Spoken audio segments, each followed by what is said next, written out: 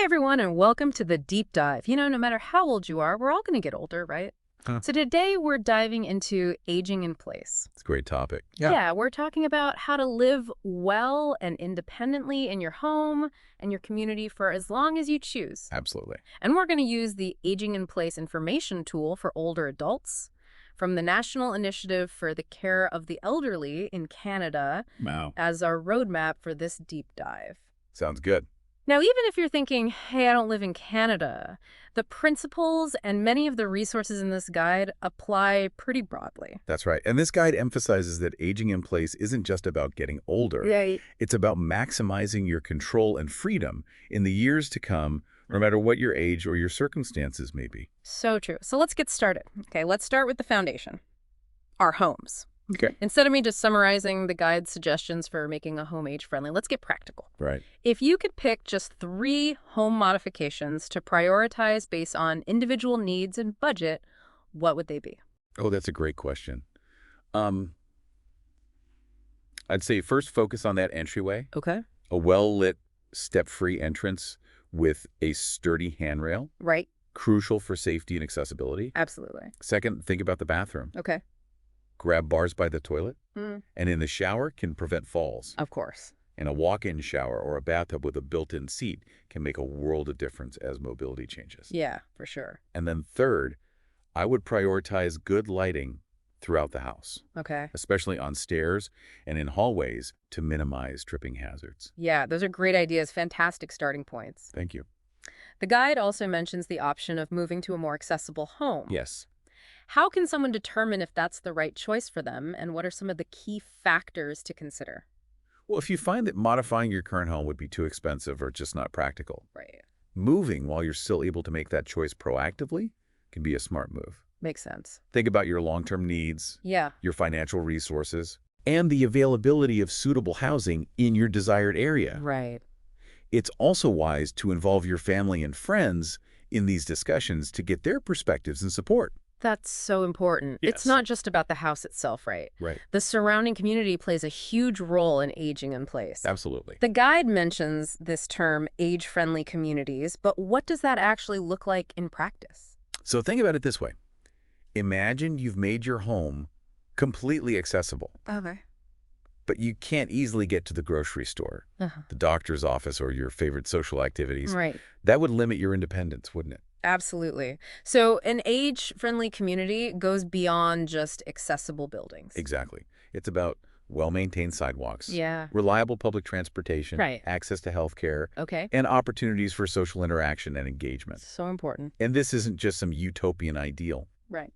The World Health Organization developed a model for age-friendly cities back in 2007, and it's been gaining traction globally ever since. So it's a real movement. It is. That's encouraging. Speaking of staying connected, the guide highlights the importance of technology, even calling the computer your primary tool. I love that. What are some ways older adults can use technology to support aging in place? Oh, technology can be a game changer for staying connected, managing your daily life, and accessing all kinds of services. Okay. Think about online grocery delivery, Right. telehealth appointments, Makes sense. video calls with loved ones, That's a good one. online banking, and bill pay. Yes. The possibilities are endless. It's like having a whole world of resources and connections at your fingertips. But the guide also cautions about online scams targeting older adults. Yes, it's important to be careful. What are some red flags to watch out for? Be wary of unsolicited emails or phone calls requesting personal information or financial details. Okay. Look for secure websites with HTTPS in the address bar and a padlock icon. Right. Don't click on links from unknown senders. And remember, if something seems too good to be true, it probably is. Great advice. Now, the guide even mentions virtual aging in place services as a trend to watch. It is a growing trend. What are those, and how do they differ from traditional services? These are services delivered remotely using technology. Oh, okay. So we're talking about things like virtual doctor's appointments, Right. online support groups, Yeah. and even remote monitoring of health conditions. That's interesting. They can be particularly helpful for people with mobility limitation Yeah. or those who live in rural areas with limited access to those traditional services. That's fascinating. But even with all the advancements in technology, human connection is still essential, wouldn't you say? Absolutely. Yeah. Technology can enhance and facilitate connection, Yeah.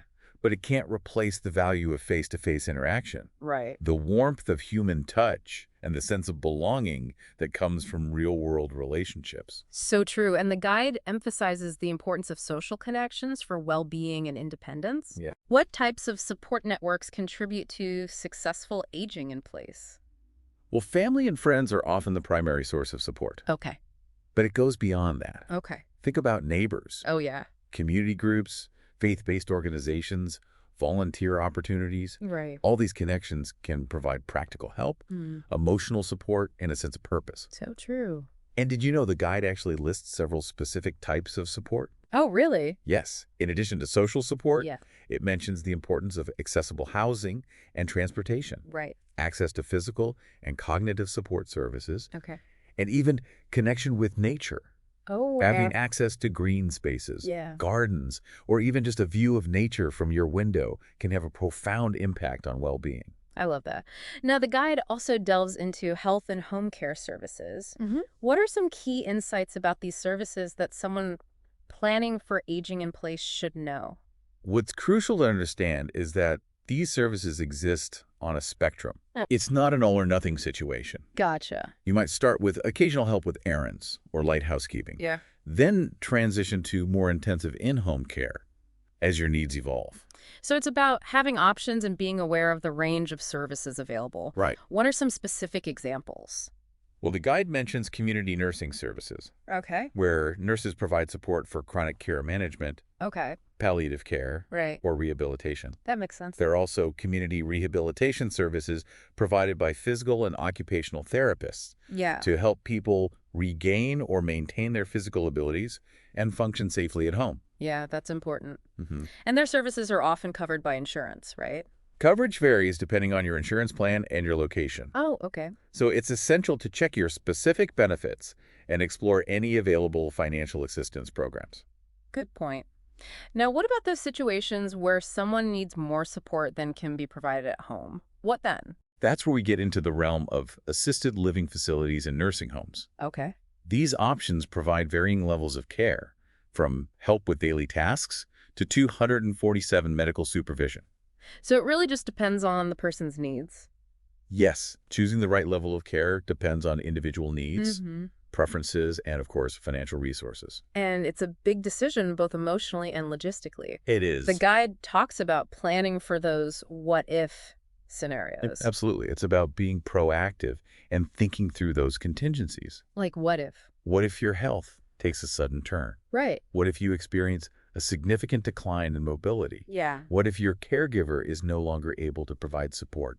Those are tough questions.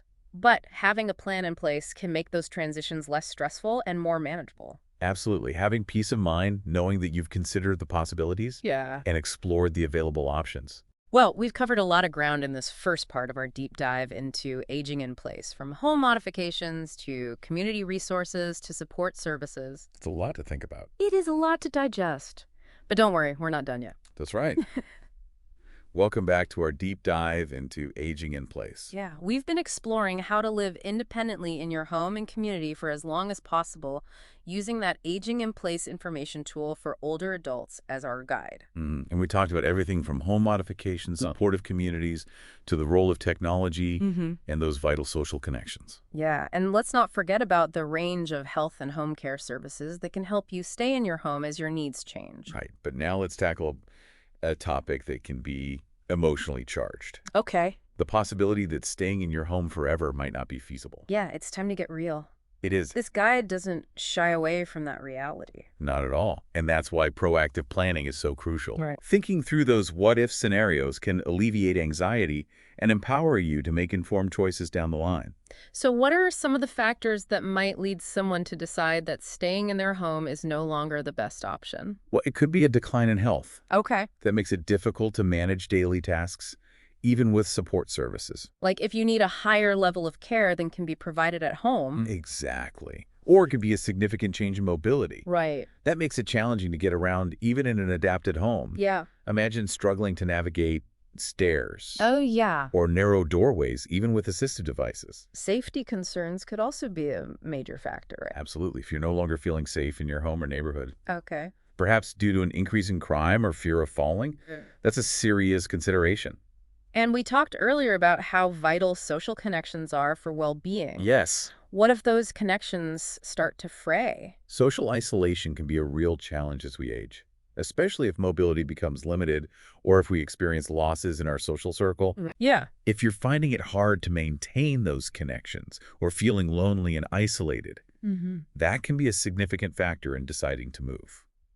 It seems like all those pieces we discussed in the first part, the home, the community, the support systems, your health, Right. they all need to work together for aging in place to be truly successful. You hit the nail on the head. If one or more of those pieces starts to weaken, Yeah. it can make staying in your home unsustainable or even unsafe.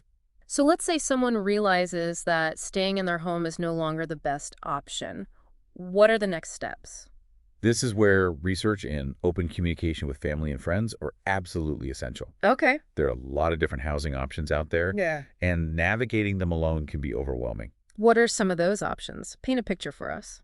Well, depending on your needs and preferences, it could be senior apartments Okay. with amenities like meal services Okay. and social activities. So those are designed for independent living, but with a little extra support built in. Exactly. They Okay. provide a sense of community and offer a safety net for those who might need occasional assistance. Okay, great. And then, Then there are assisted living facilities, which offer a higher level of personal care, including help with bathing, right, dressing, and medication management. so that's for those who need more regular assistance with daily tasks. Right. And then there are nursing homes, which provide 247 medical care for those with complex health needs. So it sounds like a whole spectrum of care tailored to the level of support required. Precisely the key is finding the best fit for your individual needs, preferences, and of course, your budget. And that's where those conversations with loved ones come in. Absolutely. Having a support system during this process can make a huge difference. Family and friends can offer invaluable insights, emotional support, and practical help. Yeah. They can help you research options, Wow. tour facilities, and make those difficult decisions. It's like having a team in your corner as you navigate this new terrain. Exactly. And here's a crucial point. Even if moving from your home becomes necessary, It doesn't mean giving up on your goals of independence and quality of life. that's such an important message. It is. It's not about surrendering to aging. Right. It's about adapting and finding the best environment to support your well-being. You got it. It's about finding a place where you can thrive, Yeah. even if that place is no longer your longtime home. Yeah. In fact, a move to a more supportive environment can sometimes actually enhance independence and quality of life. How so? That sounds counterintuitive. Imagine moving to a community where you have easy access to social activities, Okay. transportation, healthcare, and all the amenities you need without the burdens of home maintenance and daily chores. So you're freed up to focus on the things you enjoy, the things that bring you joy and purpose. Exactly. You're surrounded by a community of people who understand your experiences and can offer companionship and support. And you have the peace of mind knowing that help is available if you need it. It's a shift in perspective, isn't it? It is. It's not about clinging to a place. It's about creating a life that supports your well-being in every aspect. Precisely. And that brings us back to a key takeaway from the guide. Okay. Aging in place is a highly personalized journey. Yeah. It's not about following a script. It's about writing your own story. I love that analogy. It's about being the author of your own aging experience. Exactly. And it's not just about staying in your home at all costs. Right. It's about having a plan, Yes. being informed about the options, Mm-hmm. and making choices that align with your values and priorities. Absolutely. And being open to adapting that plan as needed, because life is full of unexpected twists and turns. Absolutely. Having a plan and being willing to adjust it as circumstances change can empower you to navigate those transitions with more confidence and peace of mind. Well said. Now, even if moving isn't on the immediate horizon, the guide still recommends asking yourself some key questions when planning for aging in place. You're right. These questions serve as a framework for evaluating your current situation and anticipating future needs. So let's dive into those 8 key questions. Okay. What's the first one on the list? The first question is all about practical support. Okay. What supports and services are available in my community to help me with daily activities, such as shopping, cleaning yard care, or snow shoveling? So it's about taking stock of those everyday tasks that might become more challenging over time Right. and figuring out what resources are available to help. Exactly. It's about recognizing that asking for help is not a sign of weakness. Mhm. It's a way to maintain independence. Exactly. It's about leveraging those resources to make life easier and more manageable. The next question focuses on social engagement. Okay. What activities do I enjoy with others, and where might I find people with similar interests? So it's not just about practical help. Right. It's about nurturing those social connections. Yes. And finding activities that bring you joy and a sense of purpose. Precisely. It's about staying connected, engaged, and active in your community. Because isolation can be a real issue as we age, especially if mobility becomes limited or our social circles shrink. Right. And the next question builds on that theme. Okay. How can I safely stay active all year round? That's a good one because staying active is so important for both physical and mental health. Absolutely. It's about finding activities you enjoy that fit your abilities and that you can do safely regardless of the weather. Yeah. It might be joining a gym, Okay. taking up a new hobby, volunteering, or simply making sure you get out for a walk every day. Now let's not shy away from the financial aspects of aging in place. Okay. Question number 4 on the list tackles that head on. All right. Do I have a financial plan for addressing emergencies or possible out-of-pocket expenses to support my ability to age in place? It's a crucial question and one that's often overlooked. It's about being realistic about the potential costs associated with aging in place and planning accordingly. Because those costs can add up quickly. We're talking about things like home modifications, Right. medical expenses, and the potential need for paid caregiving services. Exactly. It's about anticipating those expenses and making sure you have the resources to cover them. Okay. This might involve saving budgeting, exploring financial assistance programs, or even considering long-term care insurance. The guide doesn't sugarcoat the financial realities of aging in place, does it? Not at all. It encourages you to be proactive and plan ahead. Now, let's shift gears to a topic that's fundamental to well-being. Okay. Safety and security question number 5 asks, All right. do I feel safe in my home and my neighborhood? That's a big one. If you don't feel safe, then aging in place isn't truly an option. You're absolutely right. It's about feeling secure in your surroundings, both inside your home and in your community. So this might involve taking practical steps like installing security systems, improving lighting, Right. getting to know your neighbors, or even considering a move to a safer area. Exactly. It's about taking proactive steps to ensure your safety and peace of mind. Now, building on that question, the next one on the list delves into the possibility of relocating. Should I consider moving to a community with more services? That's a big decision, and one that many people face as they age.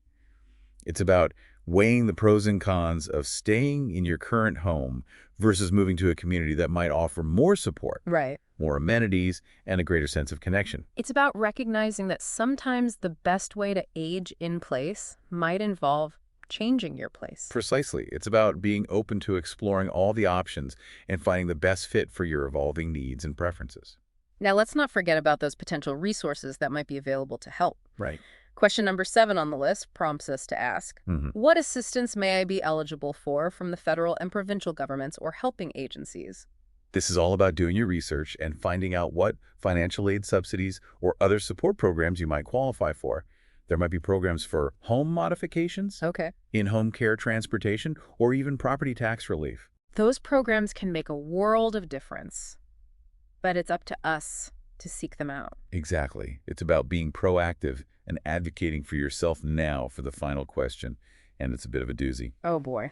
What would you do if you had a sudden onset of a chronic illness, developed a disability, or had a change in resources? Wow, that's a heavy one. Yeah. But it's the reality for many people. Life is unpredictable, and we need to be prepared for those unexpected twists and turns. Absolutely. Being prepared for those what-if scenarios can make a world of difference in your ability to adapt and cope. So it's not about dwelling on the negative, Right. but about having a backup plan, a plan B in case things don't go according to plan. Exactly. It's about having peace of mind, knowing that you've thought things through and that you're prepared to adjust as needed. Well, we've covered a lot of ground in this second part of our deep dive, from the emotional aspects of potentially leaving your home to the practicalities of planning for unexpected events. We have. And in the final part of our deep dive, we'll bring all these pieces together and talk about how to create an aging-in-place plan that truly reflects your individual needs and aspirations.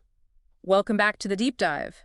We're wrapping up our exploration of aging in place with the Aging in Place information tool for older adults as our trusty guide. We've covered a lot of territory, right? From those practical home modifications to those emotional considerations of maybe needing to leave your home. We really have.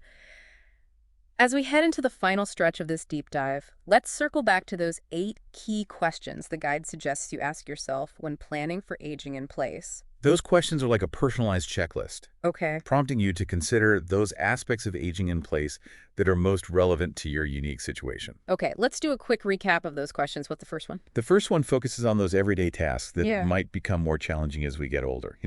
What supports and services are available in my community to help me with daily activities like shopping, cleaning, yard care, or snow shoveling? It's about taking stock of your needs and figuring out what resources are available, right? Exactly. It's about understanding the support systems in your community and knowing where to turn for help when you need it. Because there's no shame in asking for help, right? Oh, absolutely not. It's about maintaining independence by leveraging the support that's available. Exactly.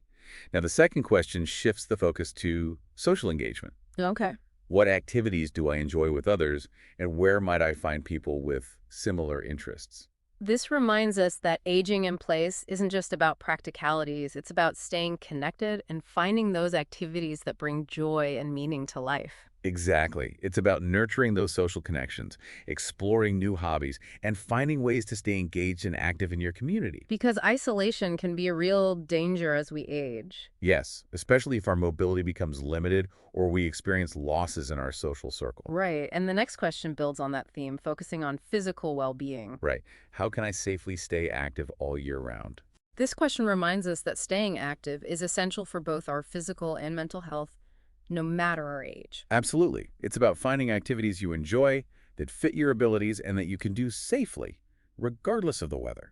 Maybe it's joining a gym, taking a dance class, going for walks with friends, or tending a garden. The possibilities are endless. Yeah. Now let's get real about the financial side of aging in place. Okay. The fourth question asks, do I have a financial plan for addressing emergencies or possible out-of-pocket expenses to support my ability to age in place? It's easy to overlook the financial aspects of aging in place, but they're crucial to consider. Absolutely. It's about anticipating those unexpected expenses that might arise, like home repairs, medical bills, or the need for paid caregiving services. It's about being prepared, right? Exactly. And that might involve saving, budgeting, exploring financial assistance programs, or even considering long-term care insurance. It's about taking those proactive steps to ensure you have the financial resources to support your aging in place journey. Now let's talk about safety. Question number 5 asks, Do I feel safe in my home and my neighborhood? that's a fundamental question. If you don't feel safe, then aging in place isn't truly an option. You're right. It's about feeling secure in your surroundings, both inside your home and out in the community. So this might involve taking steps like installing security systems, improving lighting, getting to know your neighbors, participating in neighborhood watch programs, or even considering a move to a safer area. Exactly. It's about being proactive and taking those steps to enhance your sense of security. Now, the next question builds on that theme. Okay? Should I consider moving to a community with more services? That's a big decision that many people face as they age. It is. It's about weighing the pros and cons of staying in your current home versus moving to a community that might offer more support, more amenities, and a greater sense of connection. It's about recognizing that sometimes the best way to age in place might involve changing your place. Precisely. It's about being open to exploring all the options and finding the best fit for your evolving needs and preferences. The 7th question encourages us to think about those potential resources that might be available to help. What assistance may I be eligible for from the federal and provincial governments or helping agencies? It's about doing your research and finding out what financial aid, subsidies, or other support programs you might qualify for. There might be programs for home modifications, in-home care transportation, or even property tax relief. Those programs can make a world of difference in your ability to afford the services and resources you need to age in place successfully. Exactly. Now for the final question, and this one encourages us to think about those what-if scenarios. Okay. What would you do if you had a sudden onset of a chronic illness, developed a disability, or had a change in resources? It's a tough question, but it's important to consider. Absolutely. Being prepared for those unexpected twists and turns can make a huge difference in your ability to adapt and cope. It's about having a plan B, a backup plan, in case things don't go according to plan. So it's not about dwelling on the negative. Right. It's about having peace of mind, knowing that you've thought things through and that you're prepared to adjust as needed. Exactly. Now, as we wrap up this deep dive into aging in place, let's distill some key takeaways for our listeners. What are the most important things for our listeners to remember as they embark on their own aging in place journey? First and foremost, remember that aging in place is not one size fits all. It's a highly personalized journey, and your needs, priorities, and resources will shape your path. It's about taking control, being proactive, and making choices that align with your vision for the future. Exactly. And it's about recognizing that aging in place isn't just about staying in your home at all costs. Right. It's about creating an environment that supports your well-being, your independence, and your quality of life wherever that may be. Because sometimes the best way to age in place might involve moving to a new home or a different community that better meets your evolving needs. Absolutely. And finally, remember that you don't have to go through this journey alone. Yeah. There are resources, support systems, and professionals who can help you every step of the way. So if you're feeling overwhelmed or unsure where to start, reach out, talk to your family and friends, Yeah, consult with experts, and tap into the wealth of information available online and in your community. exactly. Because aging in place is a journey, and it's a journey best taken with a supportive team by your side. We've just scratched the surface of this vast and multifaceted topic, but hopefully this deep dive has given you a solid starting point. We encourage you to check out the full Aging in Place information tool on the NiceNet website for more in-depth information and resources tailored to your specific location. And remember, planning for aging in place is about empowerment, not fear. It's about taking control of your future and creating a life you love, regardless of your age. So imagine your ideal day 10 years from now. Oh, that's a good one. What does it look like, and what steps can you take today to make that vision a reality? That's a fantastic question to ponder. Thanks for joining us on this deep dive into aging in place. Until next time, keep learning, keep exploring, and keep living life to the fullest. See you on our next Deep Dive.